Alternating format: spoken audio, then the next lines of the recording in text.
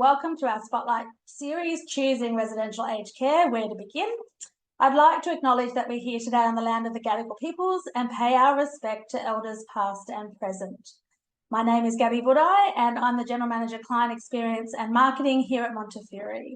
I'm really looking forward to the conversation this evening where we'll discuss the steps to consider when entering residential aged care, the type of care that might be suitable for yourself or a loved one, the financial considerations, and how to make that transition into care as smooth as possible. Navigating residential aged care can be cumbersome and it can be a little stressful. We've worked really hard at Montefiore to ensure that the client experience during the admissions process is really supportive, guided and informative. Our aim is to reduce the administrative frustrations, empower residents or families with choice, and arm consumers with the knowledge to make decisions in their best interest on the aging journey. Ultimately, our goal is for residents and their families to feel confident in the decisions that they're making at these really significant milestone moments. I'd like to firstly introduce and thank our expert panel this evening. We welcome Lara Garfinkel. Lara is a senior legal advisor with over 24 years of experience in not-for-profit corporate commercial law. She's the principal of her own legal practice, The Meditating Lawyer. Lara also sits on the board of the Australian Jewish Fertility Network and has supported her father, Harold's transition into residential care at Montefiore. So while she has excellent resume and pedigree, she's actually here as a community member to hopefully shed some light on her experiences in managing her father's care along with her family. I'd also like to welcome Alison Portis. Alison is Montefiore's residential admissions manager, and her team manage admissions for Montefiore's 3 residential care facilities based at Randwick, Wallara and Hunters Hill. She brings 2 decades of invaluable expertise in retirement and seniors markets. She possesses an innate understanding of how to effectively communicate with our residents, ensuring they feel supported and guided through the admissions journey. Alison is deeply versed in the intricate processes and financial considerations involved when entering residential care, and her dedication and compassionate approach supports residents' seamless transition into their new living environment. And finally, we'd like to welcome Georgia Schilling. Georgia is the residential admission specialist here at Montefiore and sits within Alison's team. She's been a nurse for over 10 years, of which 8 years were spent at St Vincent's on the acute geriatrics ward, where she specialised in dementia care, behaviour management, falls prevention and palliative care. She was instrumental in designing the specialised 12-bed dementia unit that they've put recently, and prior to coming to the Montefiore, she spent 2 years at the older person's mental health at St Vincent's, focusing on the care of people with acute mental health concerns in hospital, at home, as well as in residential care. So thank you again, ladies, for joining and for your expertise. It's really, really appreciated. The chat function is available during this webinar, so please don't hesitate to ask any questions as it comes up. And I dare say there'll be a few in the beginning when Alison's talking a lot around the administrative and financial considerations, and we'll endeavour to get to them towards the end of the webinar. Let's begin, though, with some of the more challenging aspects of entering aged care. Alison, maybe we'll start with you. How can we make the administrative process less stressful for our residents and their families? Thanks, Gabby. Well, as we all know, knowledge is power. And when we are armed with the right information ahead of time, then these moments of transition can be far easier when you feel in control. Sadly, what we see in admissions is that the majority of calls we get are from families in crisis. Their loved one is no longer safe at home or is in the hospital system, and it's usually motivated by a sudden change of health. Unfortunately, most families we talk to do not have anything set in place, and this can be for a variety of reasons, such as the older person not having any insight into their deteriorating situation, or when there is a dementia diagnosis. Yeah, and I think, Alison, that's, that was the precursor for this conversation tonight, is that in admissions, we do so often see families in crisis. Mum's had a fall, dad's had needed medical intervention, they need respite, whatever it is, it's usually required fairly swiftly. And we've learned very quickly how much easier it is when the family is armed with that knowledge and prepared for that journey, how much easier it is for themselves and their loved one. So what is the first step our audience should consider when thinking about residential aged care? Well, the very first thing you have to do for your loved one is to make sure you get in contact with My Aged Care. Everyone requires an ACAT assessment to determine the level of care required, and this approval is for home care, respite or permanent care. You'll need to provide the respite referral codes to us when admitting a loved one into Montefiore. If the potential resident is at home, it can take up to 3 to 4 months for an aged care assessment team to come out. So it's really important to try and organise the assessment at the earliest sign that your loved one's independence is changing. If the potential resident is in the hospital system, it can be done in a couple of days.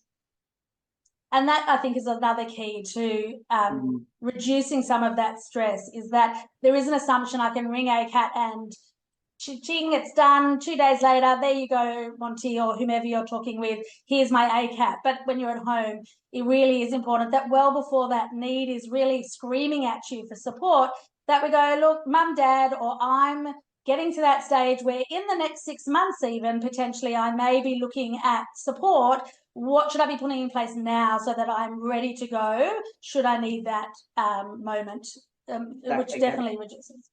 Exactly. What other processes other than ACAT, which is our first step, what else should we be doing to ensure that process is as seamless as possible? Well, the other process that is so important is to make sure you or a loved one has a power of attorney and enduring guardianship in place. Now, the power of attorney identifies who has permission to make financial decisions on someone's behalf, and the enduring guardianship identifies someone who can make care decisions on someone's behalf. Now, both of these permissions are simple to set up through a lawyer and should be made a priority for families with ageing parents. It's so common for us to see situations where an elderly parent is unable to make decisions anymore and there is no enduring guardian or power of attorney in place. Now, if this isn't done and there is a family dispute or the loved one doesn't want to come into care, we will often see this end up in the New South Wales Civil and Administrative Tribunal, and that's called MCAT.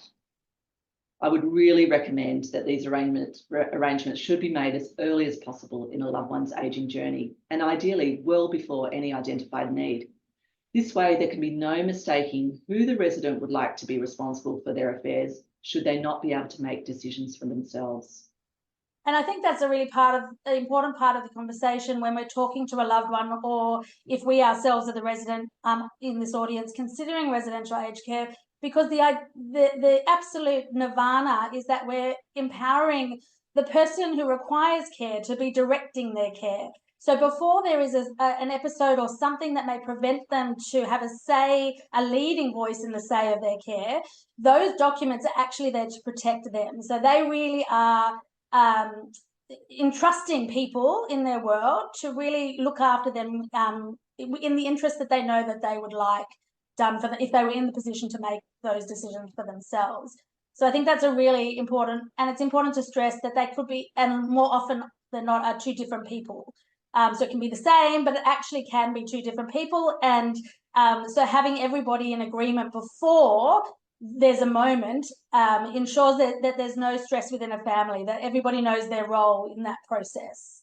So other than the power of attorney and enduring guardianship, is there anything else? What else does Montefiore, I guess, require to start the process of admissions? So we'll need a completed online application form and a medical referral form from either the GP or, if they're in hospital, a hospital referral. And of course, we'll need the ACAT respite referral codes. And that's all fed through your process. So once someone's had made contact with you, you then send them individual forms that are required for that admissions journey. That's correct. Fantastic. In terms of the government, I think that a big conversation around aged care is always finance, financial means. How much do I need to pay for my aged care? Why does this person have this much and this person, my neighbour, only paid this much? How does the government actually define means in respect to a residence, the prospective resident? Yes, so Gabby, there are 3 ways that the government determines someone coming into residential aged care. Firstly, there is a fully supported or concessional resident, someone that has no income and assets other than the full age pension and living in public housing, rental accommodation, or they may have a protected person living in the home. There must be assets of under $51,500. Secondly, there is the partially supported resident. who is someone that has limited financial assets or a partner living in the family home and no other assets. They must be on the full age pension and have under 197,735 of financial assets. And finally, there is a residence of means, or what we call a self-funded resident, someone with assets over 197,735. Great. So I guess in terms of that classification, once you've identified where you sit within your own means as an individual, and we should, I guess, be specific that it really is unique and individual. Everyone's circumstances are their own, and so these conversations are really, this is the government definitions, but there are lots of intricacies to partners and relationships and marriage, children own the house, and so there are lots of other separate conversations that are unique to your own circumstances that may differ. But how does your classification, fully supported, partially supported, concessional, how does that relate to the fees that are required of you or your family to pay when you're in care? Well, Gabby, if you or a loved one are deemed a fully supported or concessional resident, you are only charged the daily care fee, or the DCF as it's known, which is currently $61.96. Now, this equates to 85% of the single age pension and is determined by the government. Now, if you or a loved one are identified as partially supported, you are required to contribute to the daily care fee, as well as a daily accommodation contribution, which is called a DAC.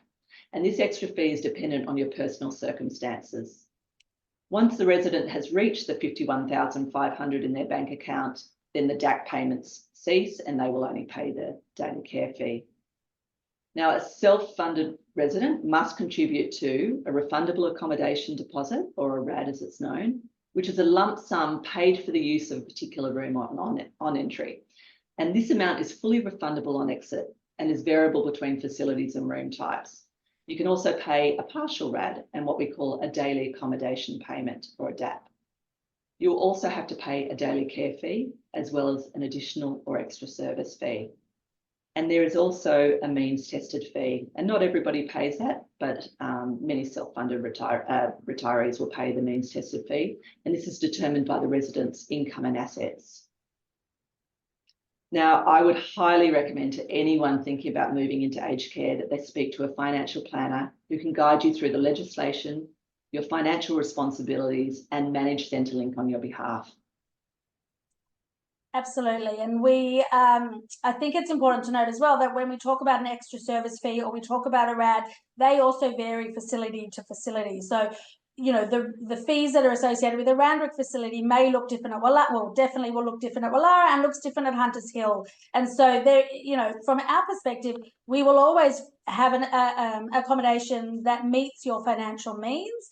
We are much more concerned, though, with ensuring that the care is equal across all facilities. So your financial means does not impact the services available to you. It just may impact the facilities that you are living in, rather than the actual care, which is exemplary and exceptional across all our facilities. Thank you. I think we've just got one more slide, and I think it's important to, we've spent a lot of time kind of finessing and workshopping what the steps look like for a resident or a family member coming into Montefiore or aged care in general. And we'll definitely send this brochure, it's an application guide, through to you. Anyone who's registered will receive this as part of the recording in the coming days. But take the time to have a look at it, because it really is, your forearmed is, with the knowledge, the whole experience can be made far less stressful and cumbersome for you and your loved one. And the resources will all be available to you post webinar. So thanks, Alison, and I'm sure we'll get some questions as we go through pertaining to that information. We might move over to Georgia, though. Georgia, maybe just start by telling us a little bit about your role. It's quite unique to Montefiore, and how it plays into the admissions journey for a resident and their family. So I'm responsible for the clinical assessments prior to admission. I always see people face to face, and that might happen in hospital, in rehab, go to people's homes, or they can come on site. My assessment is holistic. It's not just medical. I focus on physical needs, mental health, spiritual needs, well-being, and overall support. I look at where the consumer's care needs will be best met, what they can do well, what they need help with, what their expectations are from care, to really get a good picture of the person that I'm assessing. I like to find out people's interests and what a typical week looks like. I might also speak to the hospital and the family and other relevant people. So, for example, Burgess Centre and Help at Home, to get a handover from their perspective of the potential resident. And although speaking to different people can help, there's really nothing better than my assessment with the person themselves. I try and keep this conversational, put the consumer and their family at ease, and to make them feel comfortable, knowing that it's not a test, it's not pass fail, it's to get the most information from them. And it also gives the consumer and the family a chance to ask as many questions as they like to alleviate any anxiety or worry.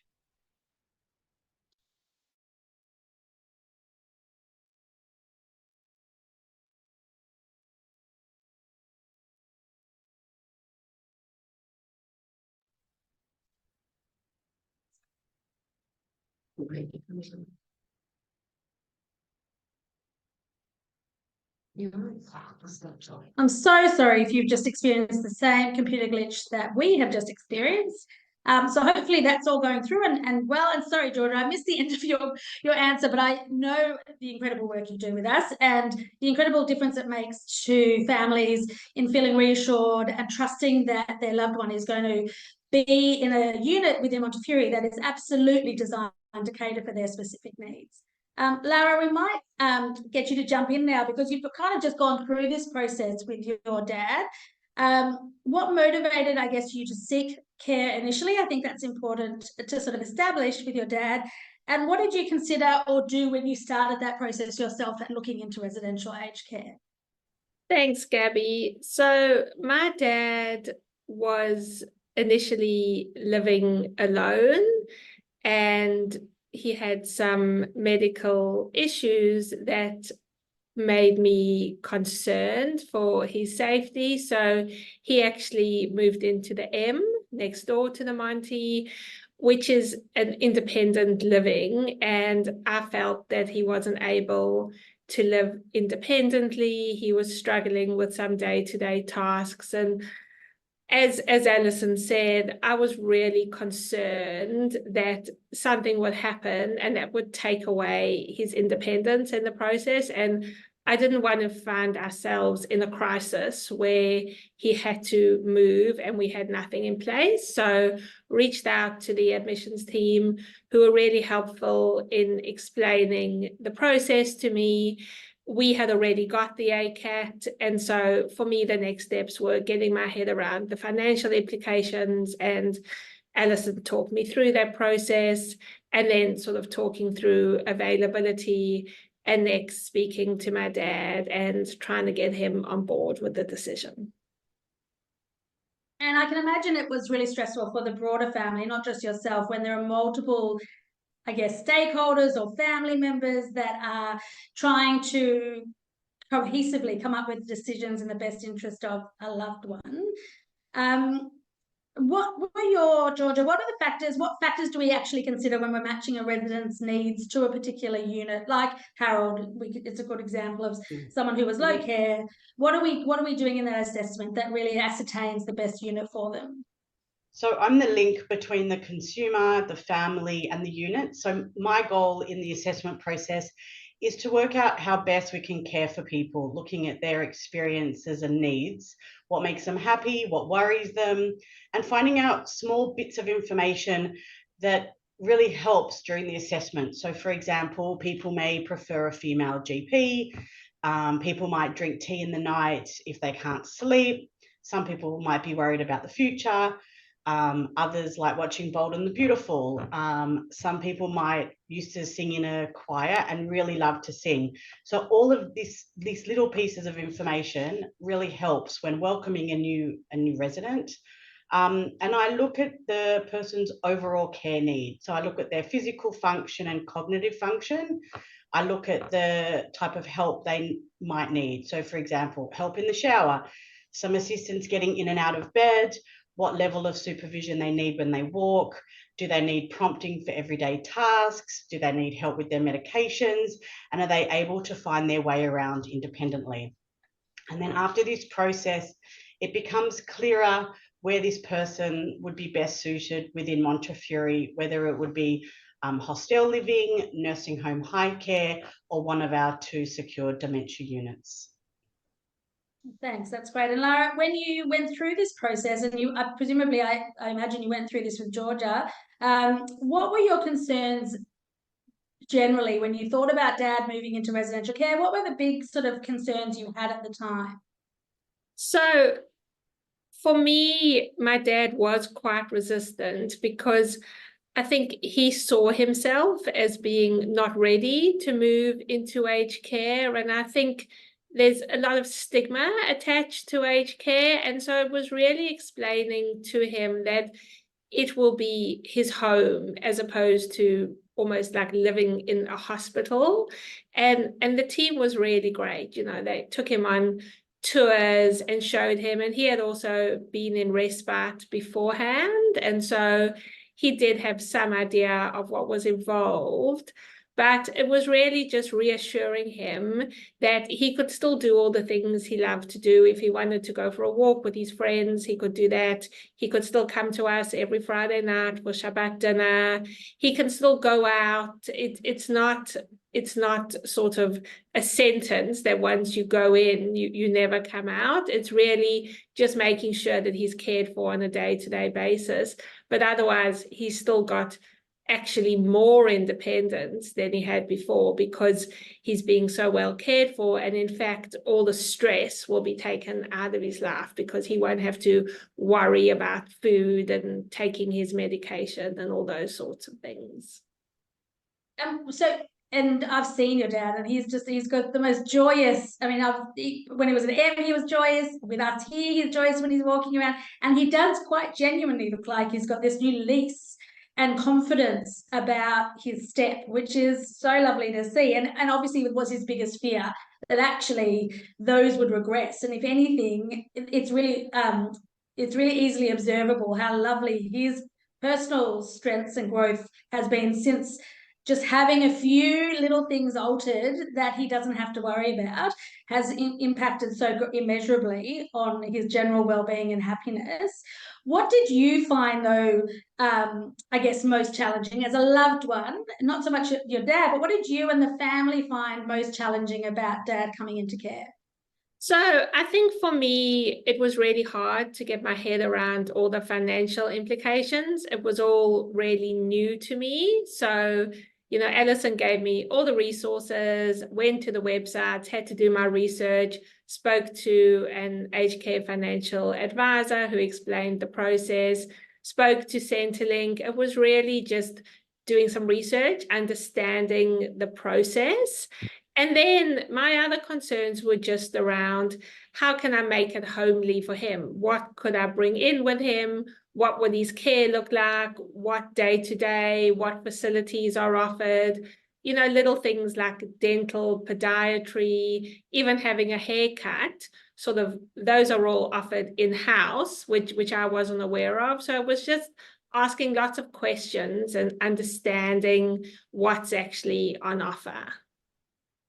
I think having that respite period that allowed the family the beauty of respite, especially when there was a bit of resistance or a bit of concern, it does allow both the family and the resident to discover all of the things they didn't realise would be part of that journey, which is also lovely. Georgia, what can we expect? Well, what can loved ones expect when someone comes into care? What can they expect through the journey? What are some strategies they can use to minimise the stress for their loved one if they're going through this process, and possibly some resistance or worry around that transition?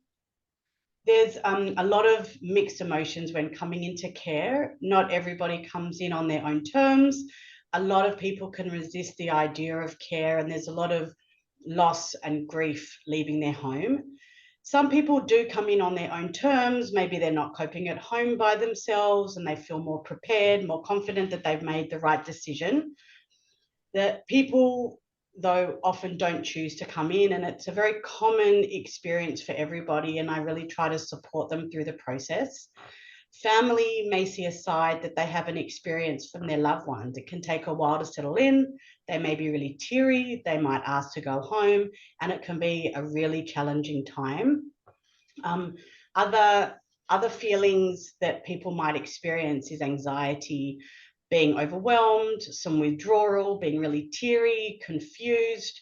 People might become disorientated, and just that general loss of independence. They may have sleep disturbance or increased behavioural concerns. But, you know, we do speak to people when they're coming into the facility in terms of what kind of strategies that can really help. We have full-time social workers based in each unit, and they're from day one with orientation, the settling in process, support, and they also become the link between them and the unit on an ongoing basis. The social worker makes up just one part of the multidisciplinary team here, then they all care for the incoming resident. We always welcome families coming in prior to the admission, setting up the room to make people more settled and comfortable in their unfamiliar environment. We encourage people bringing in their favourite blanket, photos, computer, books, magazines, and knickknacks can all help. If people use streaming services at home, you know, we encourage people to bring their password so we can help them set up. Same with, you know, if they have newspapers delivered at home, we encourage them to divert the newspapers here. And really extra support from family in the beginning is really important. We'd encourage people and families to rotate visits, be there maybe for meals, take people out for a coffee or a walk, just to make sure that people don't feel abandoned or hoodwinked into coming here under false pretenses. That can be really common for people coming in. And I think the most important thing is the experience of coming here differs from person to person. So people settle very easily where others can take quite some time. And I think it's kind of reading the room a little bit as a loved one to sort of really gauge where your mum, dad, loved one is at in their journey. And so while often carers are really relieved and feel both that burden of guilt and relief, because it is an incredible accomplishment, and to serve and care for someone for a long period of time, suddenly that care is not required, but it's kind of interpreting your loved one's response to that, because as you said, we're all going to deal with it differently, and some we see it all the time. Some you think after 2 days they've been here a year and they're joining all the activities and they're joining dining, and then some it may take that 1, 2 or 3 months before you really see the positive impact of their transition. What can residents expect though in those first few weeks, Georgia, in terms of for Montefiore? What sort of assessments, what sort of people are they going to come in contact with in, I guess, that first couple of weeks? So the first few weeks are pretty busy, and they can be quite daunting working out, you know, who's who and where everything is. The resident will have a chance to meet the care team, all the allied health professionals, and leisure and lifestyle. And I think it's really good for the resident and also family just to keep asking questions, because that will really help with the transition, knowing who to contact for what, and setting up good communication from the start, I think is really important. We try and promote the residents' independence to continue their interests and passions when they're at home. So we really do try and link in, you know, people with their leisure and lifestyle activities that we think they would really benefit from. We encourage residents to leave the facility to continue their interests. So for example, playing bridge once a week, going to yoga, still meeting up with friends, going out with families, and keeping up appointments. If families go away, which is quite common when people come here for respite, we can help with FaceTime and emailing and letter writing. When residents come for respite while their families are away, we encourage admissions a few days before people actually go away to really help with that transition, to help people settle in and ask questions on their behalf. Again, the first few weeks is about settling in, get to know the routine, getting to know the environment.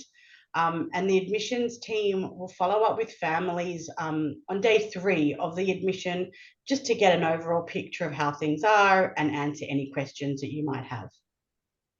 And there's very much that journey around dining preferences, your Kate learning. We know food is a big deal for all of us. So that's often like, really concentrated on preferences.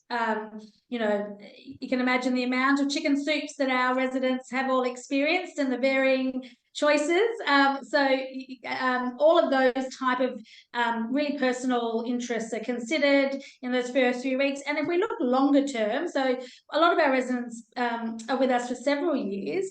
What are some of the strategies that families can do to maintain those relationships and maintain the support well beyond those first few months? We really encourage, trying for the resident to keep up with the same routine, just so they're connected with the wider community and family. For example, if when the resident was at home and there would always be, family dinner on a Sunday night, we really, encourage people to keep doing that tradition. Things shouldn't necessarily stop once they're here. They can still go for appointments, activities, celebrations, holidays. It can become more difficult when people have to leave the facility, if people deteriorate, if mobility isn't good. But I think it's really important to then communicate with their care team to see what strategies can be employed so people can still feel connected. Having a meal on site with the resident is always nice. It's really comforting for the resident. And also long term, maybe you want to get involved here and possibly volunteer. And really encourage that family roster. Having that one-on-one time with their family member is something that I'm sure that they really look forward to. And it gives, it just gives that connection. And, we welcome people of all ages here. And all species. We welcome all breeds of dogs who are fit for human consumption. They're the most popular visitors.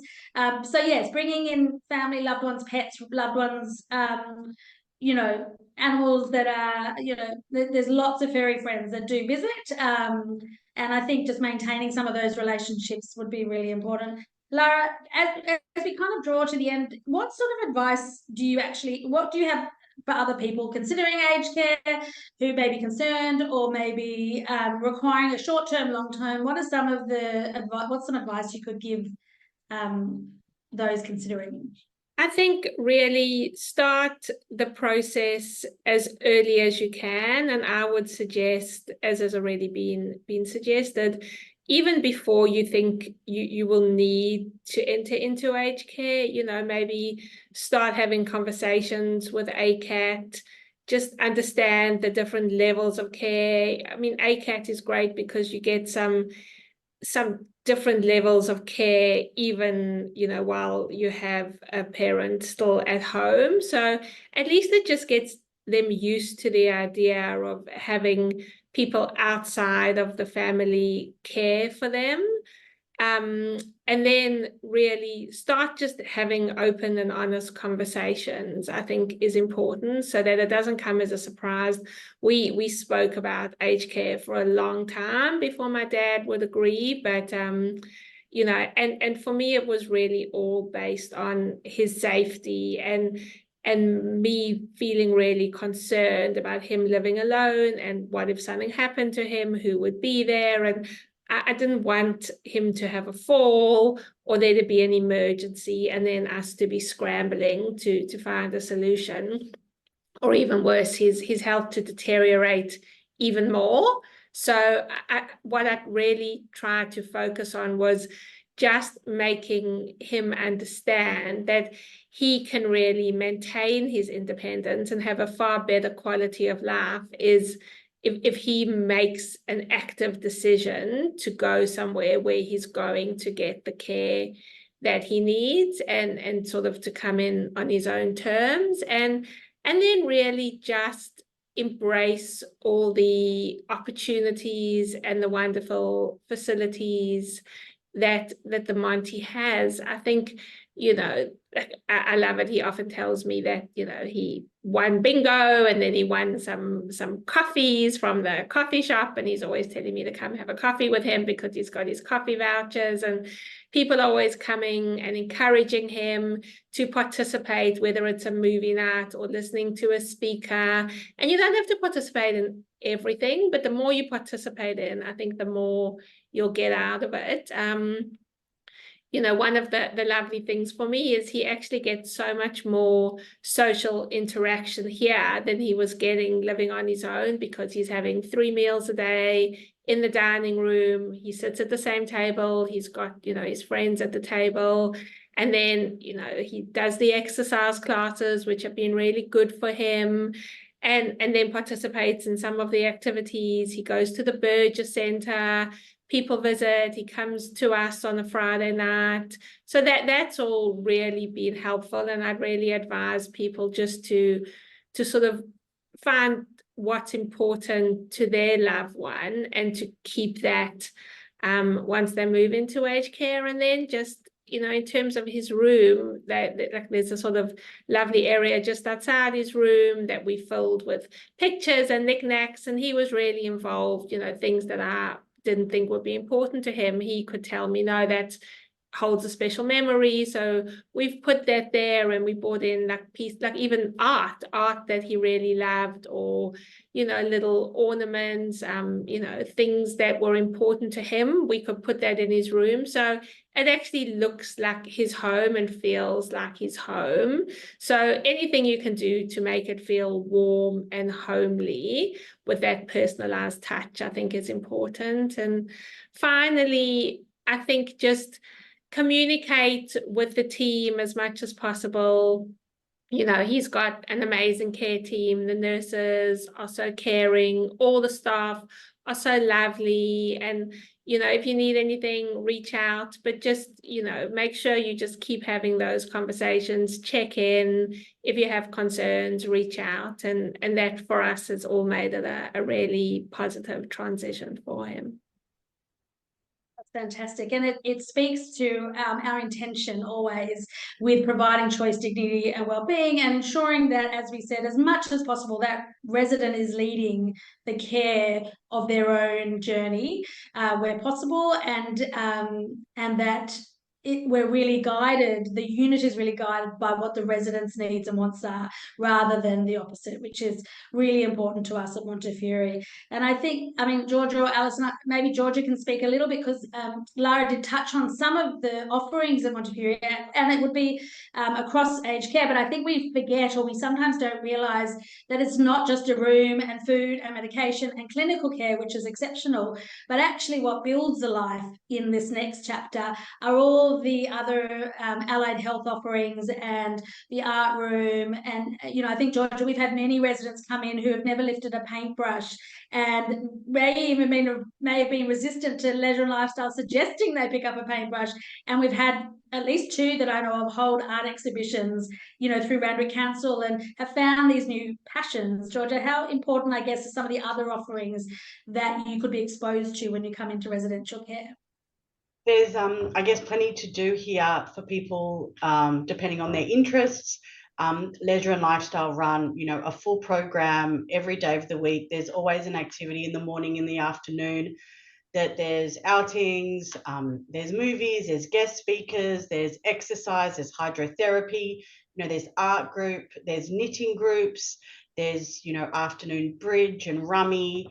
There's always puzzles. So a lot of people that have never knitted before have come and started that and really, really loved it. We have music therapy here, which is really important. We have pet therapy that's also really important. We realized that, you know, the men here were really striving for a connection with other men. So there is an afternoon men's group, and we've just started up also a men's shed, which has been really successful in getting the men together. Fantastic. And Alison, there's a couple of questions I just want to, as we kind of draw to the end, I just want to, someone's asked about respite and how many days I can come in on respite, or a family member can. Is there a limit, and how does that work? Yeah, so everybody is entitled to 63 days of respite in a financial year. So, And so and does that include, so if I come in, can I leave? Can I go home and sleep at home and then come back, or how does that yeah, work? so we do a minimum of 2 weeks respite here, with a maximum of 63. So days of respite. So And when I'm permanent, go. but I want to, if I'm permanent and I want to go out and stay overnight or go on a 2-day holiday, is that something I can do as a permanent resident at Montefiore? Absolutely. Permanent residents are allowed to have social leave, and they're allowed to have up to 52 days of social leave a year. Right. Okay, fantastic. And the other question that's come through is, can I use my own GP, or do I have to use Montefiore's GP directorate? You can use your own GP if they're willing to come here. Many are not, unfortunately. So, but we have some great GPs here that you can use. So we can either provide those, and if you have one in community who's happy to service you at Montefiore, that's absolutely okay. Fantastic. And then one other question I can see is, can I bring my own furniture? Yes, you can bring your own furniture once you're a permanent resident. So we really encourage that. You can bring paintings, we'll hang paintings for you. We have beautiful memory boxes where you can put little ornaments and pictures in. So yeah, absolutely. So when you're a permanent resident, you can bring your own things in. Fantastic. And I think Lara alluded to memory boxes, which is what you just described as well. And they're a beautiful feature outside the rooms of Randwick and Hunters Hill rooms. And aside from that lovely collection of personal memorabilia, and I love walking the halls and seeing the incredible history and artifacts that people choose to put in their memory boxes. It's their most prized possessions, but it's a really lovely conversation starter for the staff and for visitors. So when you're coming into that room and that memory box is full of photos or Judaica or war memorial, like medals or whatever fills your box. So we've got someone who's obsessed with clowns, clearly, based on their memory box. And, you know, it's such a lovely conversation starter for the resident. So when people walk into their room, it seems to be that topic of conversation often. It also allows a bit of wayfinding. They remember their room because it's their memory box and it's full of their belongings, which I think is lovely. So yeah, I think thinking about that memory box and making that room, as Lara said, your own, and feeling like when you open that door, it feels so familiar. It's got your personal belongings that make you feel really safe and secure, really adds to the ease of that transition, I'm sure. There's probably a load more questions, and I'm sorry if I haven't been able to sort of get through all of them, but we're going to try and be really punctual today. And we just wanted to thank you very much for joining. If there's absolutely any question you have with regards to Montefiore or the aged care system, the residential aged care system, please don't hesitate to reach out to Alison. We will put her email and contact details along with all the resources and definitions and slides that you saw earlier, plus the application guide, so that you're really armed with that knowledge to share with your family, share with a loved one, that and chatting to Alison, even if it's just right at the beginning of your journey, you're not there yet, but you're just kind of putting the pieces together. It's by far the best piece of advice I think we can give. Have that conversation, and even if you don't speak to Alison for 3 months, at least you've started the ball rolling and you have enough information to feel secure in the decisions that you and a loved one are making. So we thank you very much for joining us this evening, and we look forward to the next Spotlight series. So keep a lookout on your email. Thanks for joining.